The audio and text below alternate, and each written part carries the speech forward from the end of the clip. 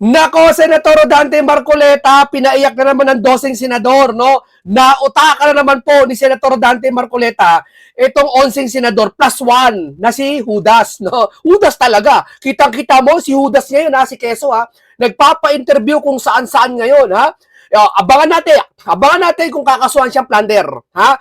Unfair kay Jinggoy. Ha, kasi mas matibay, parehas lang sila ng plunder.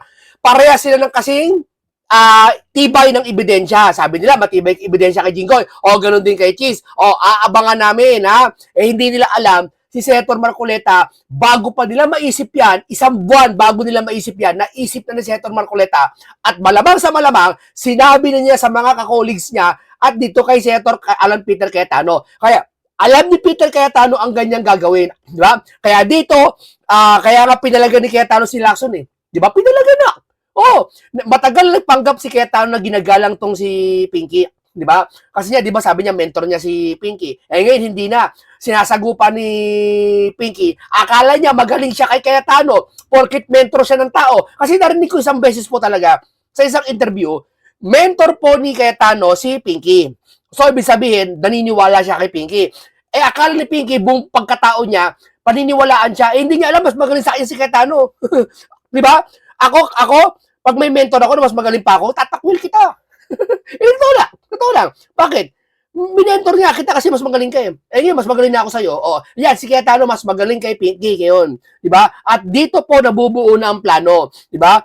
Ngayon, bakit natataranta? Bakit nagsalita si Erwin na kukwelyuhan at bibit-bitin? Ha? Kasi yan na lang defense mechanism ng mga tulpo eh. Oo, yan na lang eh. Wala sila maiba kundi yung expression ng kanilang galit eh. Sinasabi nila sa bibig nila eh. Eh pero wala namang magagawa yun, di ba? O gawin niya gawin niya kay Cayetano or kay Senator Dante Marcoleta, di ba? Eh talagang halatang duwag eh. Biruin mo, sabi niyo, hindi ko nahahayaan pangalawang hearing yan. Kukwelyo ako kayo. Ang tawag kay Senator Dante Marcoleta, matanda. Matanda tawag niya eh. Sa ibang interview eh. Biruin mo, kukwelyuhan niya, eh di-try niya. Di ba? Alam, hindi nadadaan sa ganyan. Diyan mo makikita ang isang senador walang katwiran. Tama talaga eh. Walang legal background eh. Walang legal background. Wala pang pinagkatandaan. Di ba? O ngayon, dito, tignan natin dito paano sinupalpal ni Senator Marcoleta ang 12 senador na to. At talagang inayag niya kung ano ba talaga ang quorum, no? At dito himay-himay natin ang yung tinatawag na Abilino versus Cuenco. Kasi marami nagmamarunong dito ngayon. Marami pong nagsasabi, ito kasi ganyan, pinaburan ng logan niya, pinaburan daw ng mga matataas na institusyon ng paaralan, pinaburan daw yung kay Gatchalian ng mga matatalinong tao. Oh, ganyan din sa Bible. Marami nagmamarunong, nagpapanggap na kesyo alam niya ganyan, nakita daw niya si Kristo. Pero babasahin mo sa Biblia, wala sa Biblia yung kanilang ginagawa. Wala sa Biblia yung kanilang sinasabi. Labag. Maganda pakinggan. Masarap pakinggan. Pwede mong kampihan. Pero, yung kalooban na nakasulat, wala. Kagaya sa Biblia, wala. Maraming aral na ginagawa sila na wala sa maglabag sa Biblia. Diba? Hindi katulad nito, ano ba pinagkuhanan nito? Yung konstitusyon na hawak na libro lagi ni Cayetano at ni Senator Marcoleta, doon nila kinuha. Gusto nila, baguhin nila yon, di ba? Kaso hindi nila mababago yon. Ito, pakinggan po natin si Senator Dante Marcoleta. Yung main topic na binabanggit natin kanina, yung tunggal yan, sabi nyo, may nang-agaw ng posisyon sa Senado. Teka lang, ano palang latest ngayon, Sen? Kasi kahapon nagkaroon po ng pagdinig eh. Ang ating mga kababayan at maging sa social media, ang debate, sino ba talaga ang legal na namumuno ngayon sa mataas na kapulungan ng Kongreso, Sen? Pag-usapan muna natin kung sino ang nasa legal kasi yun lamang ang pupwede nating pagbasihan. Ay, tama po kayo. Opo. Kung sinong grupo ang dapat napakinggan, kung sino ang may otoridad at kung sino ang legitimate na nasa kanila yung Opo. beat. Sabi na, hawak namin ang beat dyan. Hawak natin ang bito. Pati yun, napag-aralan ko na eh. Opo. Kasi ang ginawa nila nung June 3 yata yun, Jen, 2026. Sila yung nagpasimuno ng ramp session eh. Ngayon, sila yung nagsasabi na ang ginawa naming pagdinig kahapon ay bahagi ng ramp session. Liwanagin natin yun, Jen. Yung June 3, 2026, para i-describe natin yun ay isang naked power grab. Okay, opo. Walang ibang description kung hindi inagawan mo talaga ang totoo at legitimate na leader ng Senado na si SP Alan Cayetano. Oo. Kasi Talagang inagawa mo talaga. Talagang pwersaha, di ba? Ano, nagkakandara pa kayo sa pag-aagaw ng pwesto para lang itaas ang dignidad ng Senado? Ha? Ganong kababaw ang dahilan nyo? Ma'am, taas ang kamay. Bakit po, sir? Bakit mo inaagaw ang liderato or bakit nyo gusto maupo sa liderato? Tanong. Alam mo sagot? Para po itaas ang dignidad, ibalik ang ano ng Senado. Para po yun, itaas ang dignidad ng Senado. Talaga ba? Ganyan kayo magkandarapak? Hanggat awayin nyo si Senator Marcoleta, awayin nyo si Cayetano, ang ganda, kung ano pinagsasabihin sa social media para maagaw ang Senado sa kapangyarihan, para lang may angat ang Senado? Ang babaw! Hindi kami naniniwala. Hindi kami naniniwala. Di ba? Pilipinas nga binagsak nyo eh. Di ba? Kahihiyan ang ginawa nyo sa Pilipinas eh. Yung simula kay Pinky na hindi siya nag-imbestiga. Doon na bumagsak, hindi lang Senado. Maski sa bayan ng Pilipino, bumagsak ang pagkakilala. Di ba? Totoo, hindi. Simula doon yun. Pinky, pati ikaw, Erwin. Di ba? Totoo, hindi. O diskusyon? Sige. Di ba? Nag-imbestiga ka ba, Erwin? Tinutulong mo ba yung ni Pinky? Hindi. Takot ka kasi kay Pinky. Di ba? Ako, babasusin ko yan. Wala akong pakialam niya. Babasusin ko yan. Kung ako, para sa sambayan Pilipinas, babasusin ko yan. Kahit ginagalang ko pa matagal yan, babasusin ko yan. Di ba? Para sa sambayan ng Pilipino na eh. So, masi tayo sa saligang batas mismo, Jen. Para sa ganun, patunayan natin kung sino ang nasa legal. Tama na ko, Sen. Tama kayo kasi parehas gumagamit ng saligang batas, ha? Oo. Kaya kami mga pangkarong Kaya lang, mamamayan eh. gumagamit sila ng batas ng pamali. Ayun, Kailangan maliwanagan natin. Kaya naman kahit na hirap na ako sa aking mga gawain dyan, Opo.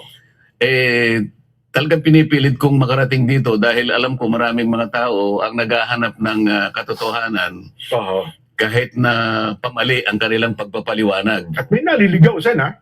Ay talagang yun ang sinasadya nilang gawin eh. Manlin lang at manlik. sa panahon ngayon, ang gusto nila manlin lang. Bakit? Kasi may kanya-kanya silang isipin mo si One Bull, saka si Erich, ano ba tinatago? Yung maletang pera. Sige, hindi totoo yun. Kung hindi pala totoo, bakit takot kayo mag-imbestiga? Ba't nyo inuurong sa Junpor? Bakit takot kayo magpalitan?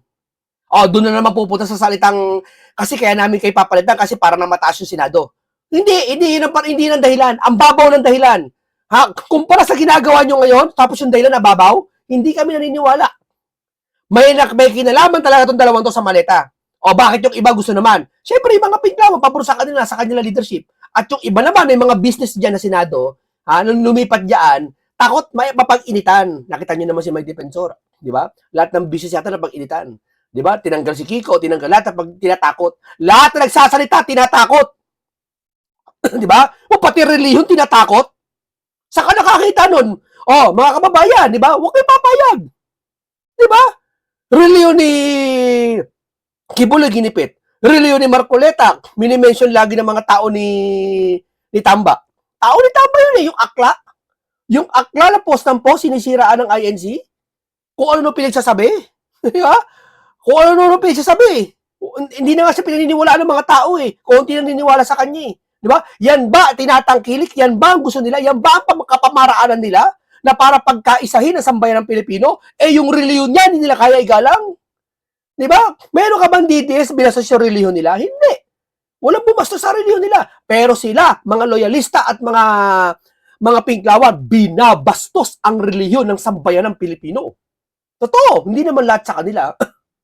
Ng ating kababayan para hindi nila malaman ang katotohanan. Opo. Diyan magmula nung June 3, Yan po yung- 2026 hanggang ngayon. Yan po yung Wednesday, Sen, at Senate adjournment. Sinije. Actually, yung Sinije na yan, matagal na yan eh. Inulit lang nila, baka nakalimutan nila na merong Joint Resolution number 4. Aha. Ang nakapapirma ron po ay si dating Speaker Martin Romualdez at saka si dating Senate President Chis Escudero. Okay, joint resolution number Oo, 4. na sinasabi talaga yung June 6 hanggang July 26. Sinidya na yan. Okay. Inulit lang nila. Oho. Marami silang pagkakamali. Una ng pagkakamali, baka hindi nila nabasa ng tamang-tama Opo. yung saligang batas. Gusto ko magsimula doon dyan eh. Opo. Doon sa rule, di saligang batas muna dyan para hindi tayo magkamali, ano? Opo. Sabi ng Article 6, Article 6, opo. oo, Section 16, Paragraph 1 ng ating saligang batas. Basahin ko na sa English yan. Sige Madali, na po, sige madali na po. namang makaunawa ang Aha. ating mga taga-subaybay. Mhm. Magagaling lahat yan eh. The Senate shall elect its president and the House of Representatives its speaker by a majority vote of all its respective members. All of its Dal- respective members. Dalawang chambers kasi ang legislature diyan. Oho. Isang Senado Isang kamara. at isang Kamara, ano kung tawagin natin ay House of Representatives. Opo. So sabi niya, ang Senado, i-elect niya yung President at sa panig naman ng House of Representatives, yung Speaker. Mm-mm.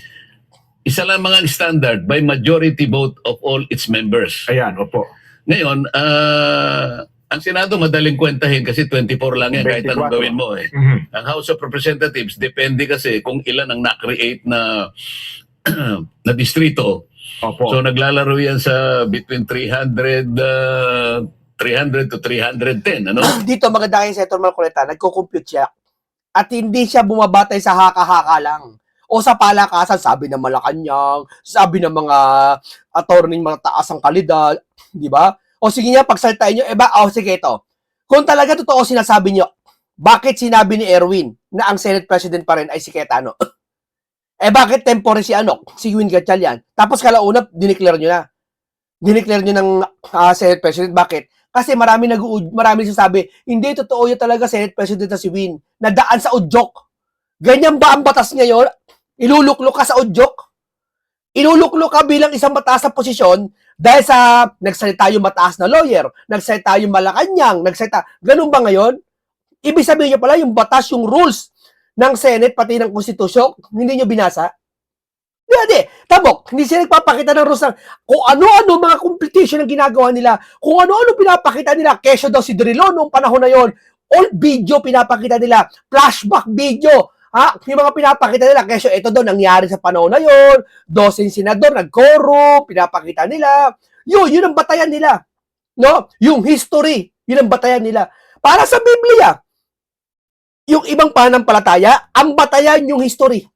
Yun naniwala, porket nauna sila, porket ito kami, dito kami nakapwesto, dito kami may natayo kaming gusali, meron kaming gato. Yun ang batayan nila. Yung history, yung ikukwento sa'yo yung nangyari ng una, ganito kasi kami nung una talagang naghihimala kami, lumulutang yung mga pari namin, o hindi naman, yung mga ministro o yung mga pastor namin lumulutang.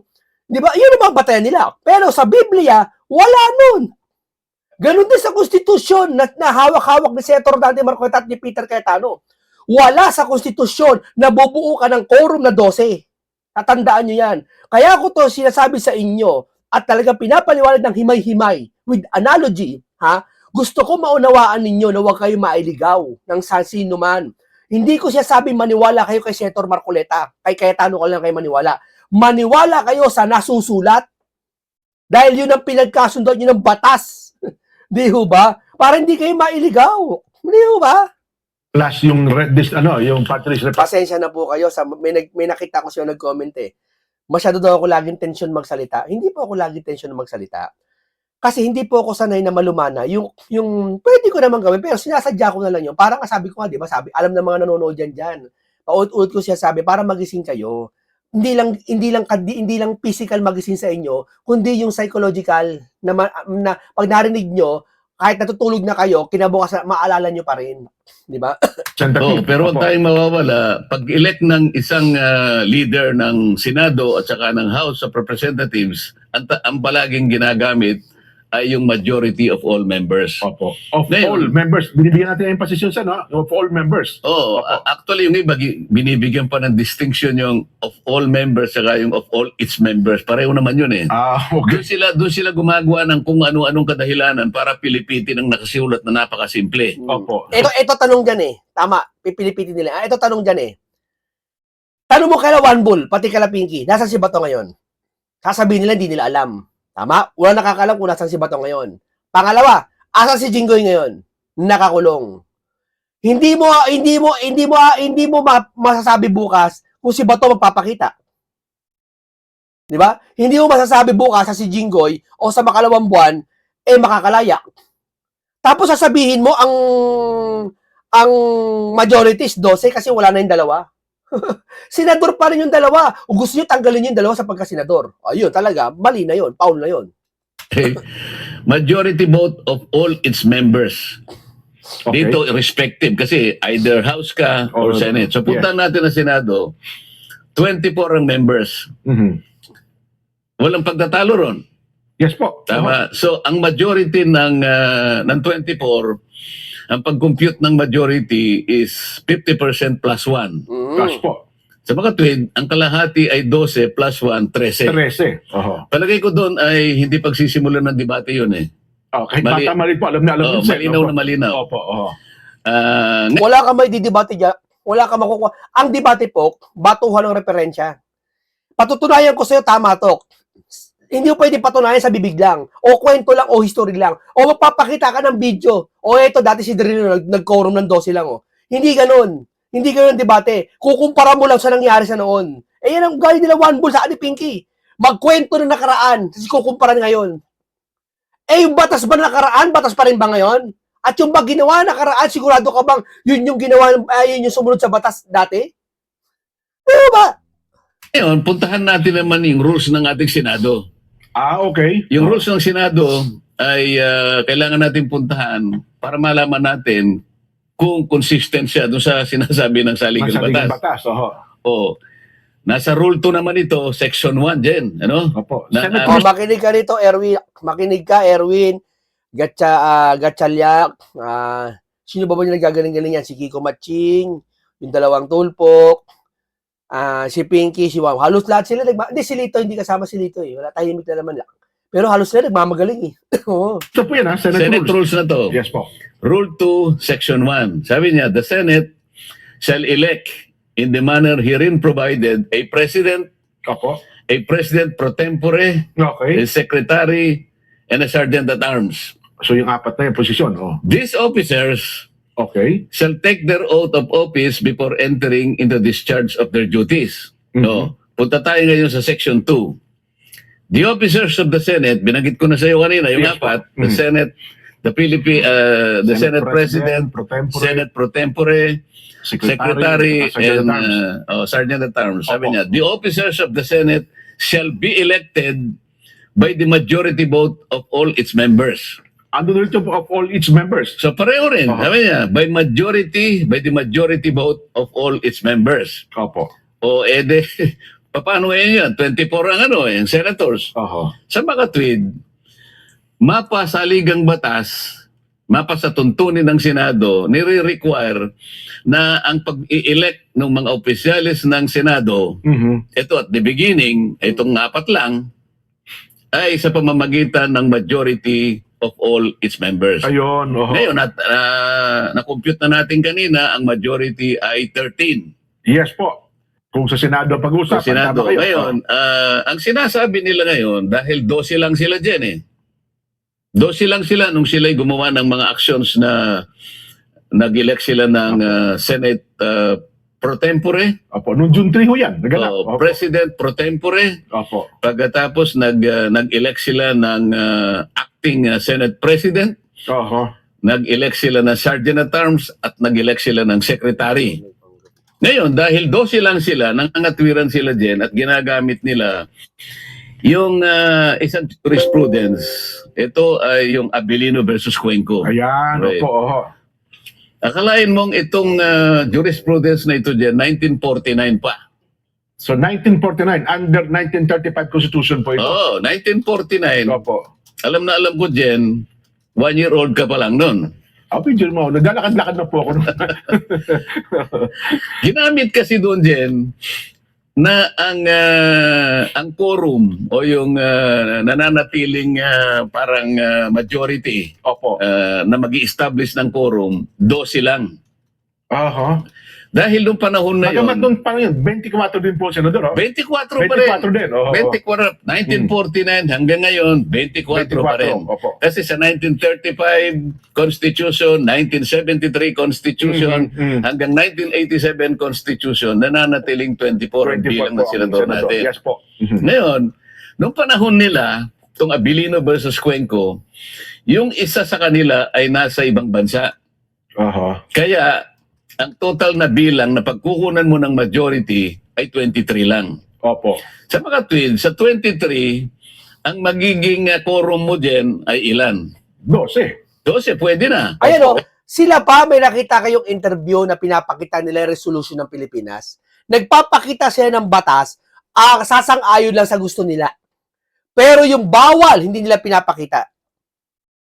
Di ba? Ganun na pinapakita nila. Parang ganito. Natatawa nga ako eh. May isang lugar ako dati pa yung matagal na, ngayon kasi established na eh. Ngayon kasi modern na, saka tumalino na yung tao. Dati, nung panahon ng 2005, 6, naglagay sila dun sa tawiran, hindi ko sabihin kung lugar naglagay sila ng tawiran, naglagay sila dun na no jaywalking. Nakalagay ang no jaywalking, pero hindi naman sinabi kung saan tatawid. Tama?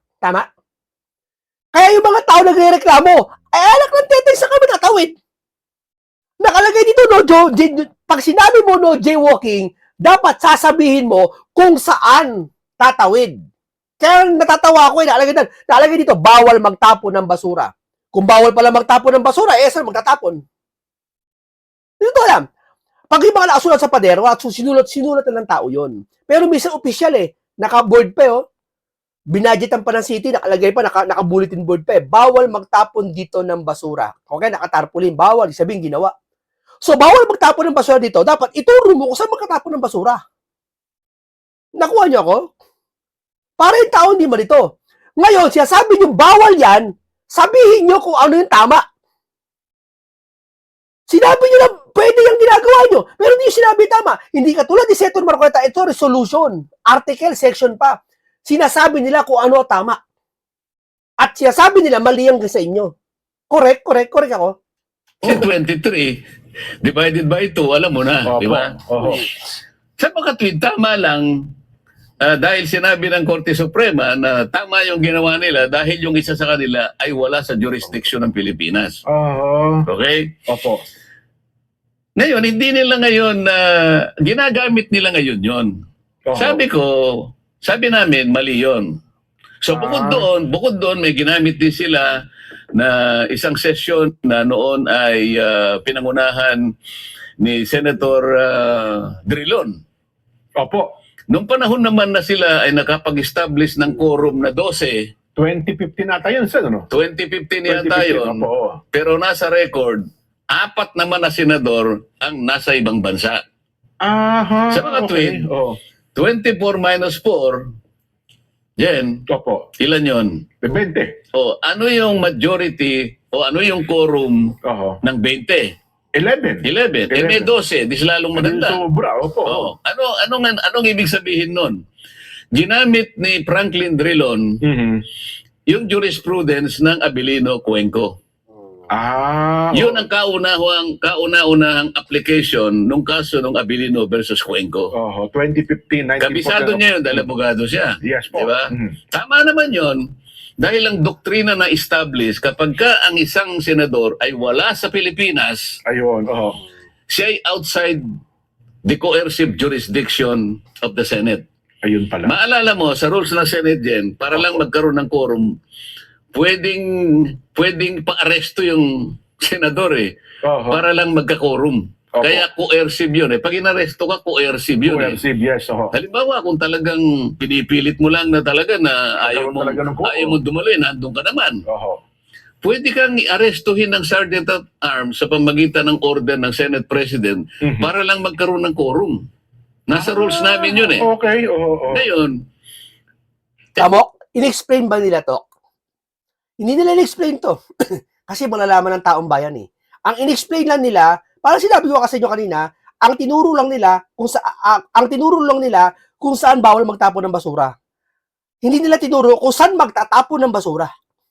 'Di ba? Yun na para yung tao pa nagkamali, magkakamali talaga. 'Di ba? Dapat tinuturo mo rin yung ano yung tama. Kaso hindi nila pwede ituro eh. Kasi alam niyo bakit? Mabubuking sila eh. Mawawala plano nila eh. dapat yung wala sa Pilipinas, paano gagawin mo? Ako nasa abroad eh. Di ba? Opo. oo. O, walang coercive power ang Senate para iharap sila nung panahon na yon. Oho. So, panahon ni Franklin Drilon, 4 yung absent. Pwede ba nating ipasinag yun para makita natin? Sige nga po. Direct, baka may pasinag natin. Ayan, makikita mo yung roll call din. Ano? Opo. Sige, paano nyo para makita natin yung mga... 2015. Sa bandang ibaba niyan, makikita natin, merong minota kasi dyan eh. With 12 senators present, the chair declared the presence of quorum. Yan. Oo, ayan. Senators Angara, Binay, De La Rosa, De Leon, Ontiveros, Marcos, Pangilinan, Pimentel, etc. Okay. Next. Senator De Lima was unable to attend the session as she was under detention. Anong year ba yan? Ano bang year yan? 2015 po ba yan? Hindi, tingnan natin kung anong date. Baka Oh. hindi yan. Mamaya na natin i-discuss yan. Ang Okay. gusto kong maipakita, yung una, kasi iba yung pinadala niya. Yan, yung isa muna, yung nauna. Dalawa yung binigay ko sa iyo eh. 2020, Yung isa daw direct. Yung una Kasi- yung una. Sige, habang ano ba ang punto doon, Sen? Habang inire-ready po doon sa ating Kasi doon nakalagay, editor. nakalagay doon sa unang binigay ko kay Direk Opo. na 4 talaga Ang wala sa ang Pilipinas. wala sa Pilipinas. Oho. Kaya nga, yung 12 na attendance, sapat na yun para mag-constitute ng Yeah. quorum. Lagpas sa quorum. Ngayon, balikan natin yung ginawa nila noong June 3, 2026. Kamakailan lang Wednesday. yun. Last Ilang araw Wednesday lang lang po yan. yun. Opo, oo. Last Wednesday, di ba? Yes po, yes po. Oho. Ilan ba kami na senador, Jen? 24 po. 24. Oo. Hindi naman po pwedeng sabihin nila dahil si Senator Bato ay nagtatago, Hmm. ay nawala na siya sa 24. Senador pa rin po siya. Hindi rin naman totoo dahil sa nakakulong ngayon si Senator Jinggoy, Oo. bigla na lang siyang hindi senador. Senador pa rin po Sa siya. mga tuwid, yung bilang nananatili na 24. Yes po. Tama? Mhm. O ngayon, ano ngayon ang quorum ng 24? Eh di 13. 13. 13. Oo. Oo. Ang buong akala nila, nung sumama sa kanila si Senator Chis, Opo. Na umattend doon sa session. Opo. dalawa ang bilang ni Senator Chis. Na kunwari invisible yung isa, Opo. pero nananatiling hindi. Ang akala nila sa magkukurong ng 12, akala nila kasi wala na, hindi na senador. Alam nila senador pa rin si Bato at si Jinggoy. Pero alam nila, wala na doon sa sesyon, wala sa Senado. So, ibig sabihin, 22 na lang sila. Yun ang akala nila. Kasi wala na yung dalawa eh. No, haka-haka lang nila yun, nagbubulungan kasi sila. Kasi alam niyo ang isang bagay po na pag-uusapan lagi. Ano ba? Grupo kayong dalawa. Grupo kayo. Hindi, grupo kayo, marami kayo nag-uusap-usap. Nasa 20 kayo, pero isang grupo kayo. Nag-uusap kayo, maghapon, 1 linggo na kayo, isang kwarto kayo, isang office kayo, nag-seminar kayo, isa pinag-uusapan nyo. Pero wala sa libro pinag-uusapan nyo, haka lang. Maniwala ka, abang lagi nababanggit yung mga pinag-uusapan nyo, araw-araw pag-uusapan nyo, maniniwala ka eh. Mapapaniwala ka sa sarili mo eh. Bisa niya napapaniwala mo sa sarili mo eh. Oh, try mo. Try mo. Yung magmamanifest sa sarili mo eh. Ano ba, sabi mo, ay ano ako, magaling ako. Magaling akong tao. Isang tao mo binabanggit niya, magaling ako. Alam mo talaga na paniwala mo sa sarili mo, magaling ka. At talagang gumaling ka. Kasi napaniwala mo sa sarili mo, gumaling ka. Di ba? May ganun eh. Sila ganun. Nagpapayuhan sila sa isa't isa. Akala nila tama ginagawa nila. Yun, napaniwala nila ang isa't isa. to silang. Oho. Ngayon, Jen, ang sinasabi ng saligang batas kasi, Jen, makakapag-transact ka lang ng trabaho mo Opo. Bilang senador. The Senate can transact business or do business Okay. kung majority. Di ba? Opo. Ngayon, 12 lang yun dyan eh. Mhm. Paano ka ngayon makakapag-transact ng business ng Senado kung wala yung required na mandatory na 13? Aha. Okay. Nag-elect sila ng Senate Senate President. President pro tempore. 12 lang sila dyan. Illegal yun. Kasi ang kailangan mo talaga ay 13. Aha. Pagkatapos, ang sabi nila, acting president si Senator Gatchalian. Aha. Paano mo ngayon i-legitimize yung magiging legitimize yung pagkakahirang niya na Senate President? Unang-una, para ikaw para mapalitan mong Senate President, valid yung ginawa niyong aksyon. Aha. Ibig sabihin, 13 sila. Opo. Alam mo si Senator Marcoleta, hindi yan susugod sa gera na walang alam. Halimbawa ikaw, sa school mo, alam mong exam, papasok ka ba na hindi ka nakapag-review? Hindi, ikaw. Kakausapin mo yung mga prof mo sa thesis mo, magde-defense ka. Papayag ka, wala kang alam, bababagsak ka. Magre-retake ka. Ikaw, magre-retake ka. Senador ka, papasok ka, wala kang alam. Alam na si Senator Marcoleta yan. Kaya nga si Senator Marcoleta nagpapanggap na walang alam yung time na yun. Kasi pag nagsabi siya, ma-checkmate siya ng mga ugok-ugok na sila one ball. Dito, na-checkmate ngayon ni Cayetano at ni Marcoleta sa pamamagitan na kunwari walang alam si Marcoleta habang chine-checkmate sila ni Cayetano. Di ba? Combination tong dalawang ito eh. Hindi sila uubra eh. Pangalawa,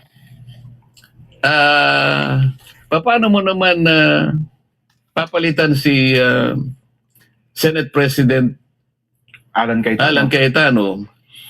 Sa liwanag ng rules namin din, kailangan palitan mo yung acting ay yung nananatiling Senate President. Una, wala siyang physically hindi siya makakagawa-ganap ng tungkulin. Aha. Una best talaga wala. Diba? O kaya nag-resign siya. Mhm.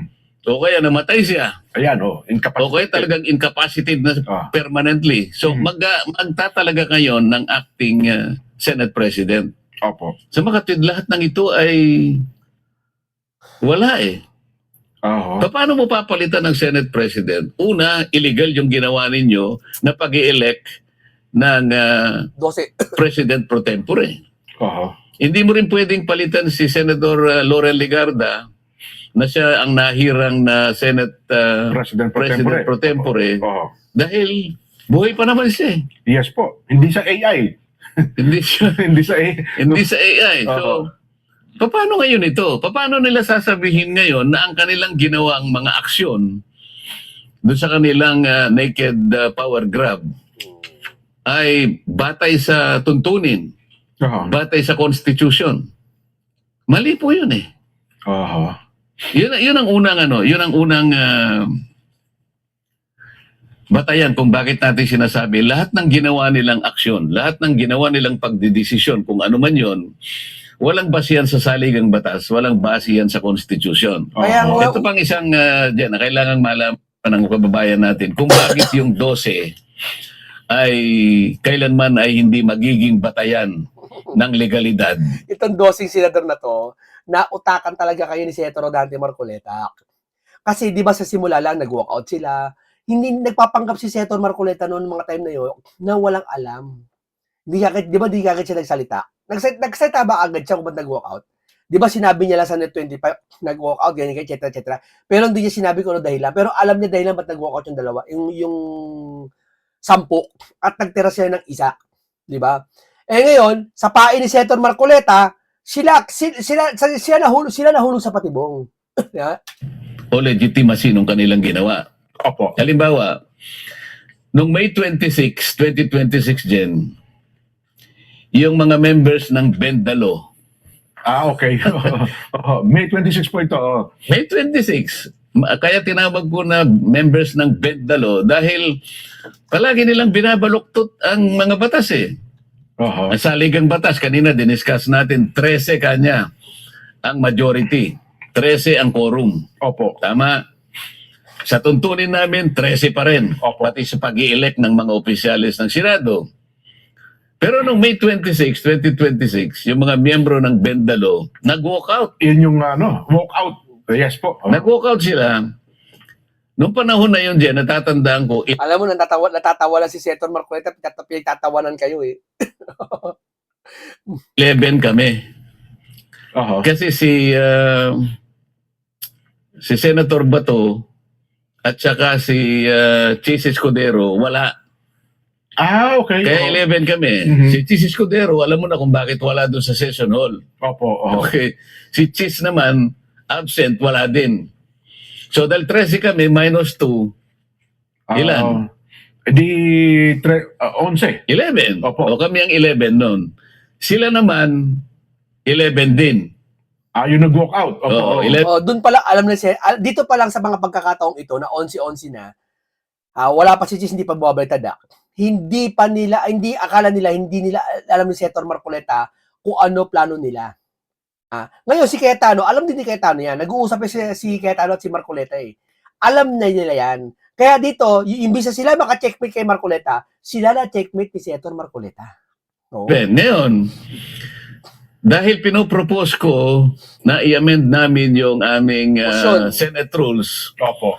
magdadagdag ako ng isa pang paragraph sa Section 41 ng aming tuntunin din para sana mapayagan ang isang senador sa isang kailangan na pagkakataon na makapag-participate siya o makaboto sa aming mga pinag-uusapan. Mm-mm. Kahit Alam mo, ito yung sinasabi nila motion kay Marcoleta ito na makapag-video teleconference, darating yung panahon pag naupo si Sara, makukulong mga ibang senador dyan. Sasabihin nyo rin na sana magkaroon ng video teleconference, makaboto kayo. Maniwala kayo. virtual o online sa Yes. magitan ng teleconferencing o kaya ay video conferencing Yes po. Oho. o ilan mang akmang gamit para sa ganon ay makasama siya sa araw na yon. Ano? Yes po. Mahigpit nilang tinututulan yon dahil ang buong akala nila yon ay para lamang kay Senator Bato o kaya kung sino pa yung susunod na makukulong. Kung sino man. Oho. No naman, hindi pa naman nakakulong si Senator Jinggoy. So Yes, inaakala nilang makukulong sa amin si Jinggoy, si Senator Joel. at saka si Senator Chis dahil pare-pareho na silang may kasong plunder eh. Yes po. Okay, maraming salamat po. Ganito lang po talaga. Alam natin talaga, uubusin ng senador. No? Talagang ilag na ilag talaga sila kay Senator Marcoleta sa flood control. Yung flood control issue, pag may lumabas na 18 barils, sasabihin nila sinungaling. Lahat ng lumilitaw, sinungaling. Lahat ng sasalita, pinapatahimik. Lahat ng sasalita, kinakasuhan. Tinatakot. No? Tapos sabihin nyo, wala kayo tinatago. Kung wala kayo tinatago, bakit pinatakot nyo lahat ng sasalita? Hayaan nyo lang. Kung talagang mali sila, pabayaan mo lang. Di ba? Okay, maraming salamat. Itong talakay na to, ni-remind ko ulit sa inyo, talagang komentaryong punong-puno ng siksik ng kaalaman at karunungan. Isang makabuluhan talakay na naman ang aking hitid sa inyo. Ingat lagi kayo at ito ay isang lesson lang sa inyo at ito ay lagi kong pedidiinan sa inyo to. Lagi kong tinatalakay iba na talagang ito dapat, ito nangyayari para mas patandaan nyo. Kasi yung kalaban natin paulit-ulit eh. Kailangan natin to paulit-ulitin sa kanila at hindi na sa kanila sa mga nakakapakinig na lang para hindi mailigaw ang taong bayan. Di ba? Okay, salamat sa inyo. Paalam po sa inyong lahat.